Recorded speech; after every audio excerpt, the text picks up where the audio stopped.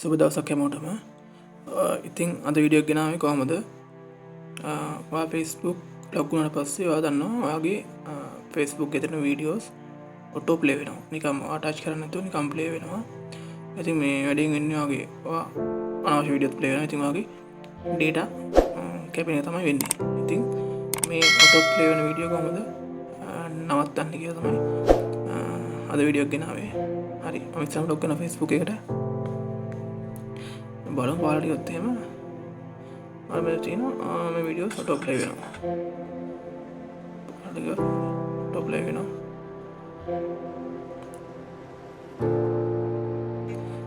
මේක නවත්තන්න තමයි හදන්නේ. මම යනවා දකුණු පැත්තේ කැලි තුනක් තියෙනවා. එතන ටච් කරන්න. එතන setting and privacy එකට ගියාම settings එතන තියෙනවා media කියලා. media වලට එතන තියෙනවා auto play කියලා. එතන තියෙනවා mobile data and wifi කියන එක. දැන් ඒක තමයි දාලා තියෙන්නේ. on wifi only කියන්නේ ආඩ wifi network එකක් connect වුණොත් විතරයි play වෙන්නේ. never auto play videos කියලා දැම්මා.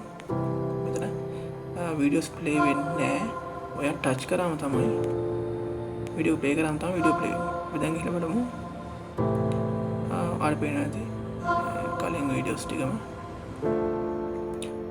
play වෙන්නේ නැහැ.